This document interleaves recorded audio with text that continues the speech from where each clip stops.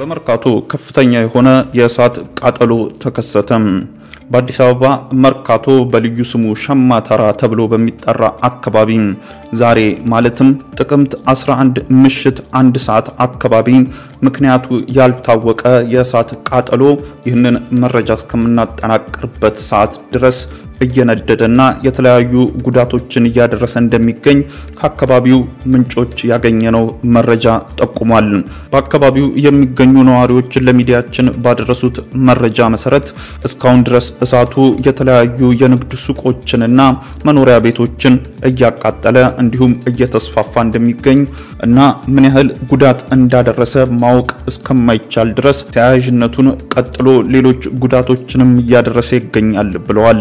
የእሳቱ መነሳት መንስኤ ምን እንደሆነ የጠየቅናቸው የመረጃ ምንጮቻችን እስካሁን ድረስ መንስኤው ምክንያቱም አልታወቀም። ከየትኛው ሱቅ ወይም መኖሪያ አካባቢ እሳቱ መነሳት እንደቻለ ባይታወቅም ግን ከፍተኛ የሆነ ጉዳትን አድርሶ ብዙ ሱቆችንና መኖሪያ ቤቶችን አቃጥሎ በሰዎች ላይ ጉዳት በንብረት ላይ ደግሞ ውድመትን አድርሷልም ብለዋል። በምስሉ ላይ እንደምንመለከተው መርካቶ በልዩ ስሙ ሸማ ተራ ተብሎ የሚጠራ አካባቢ ነው እሳቱ በክፉኛ የተያያዘው።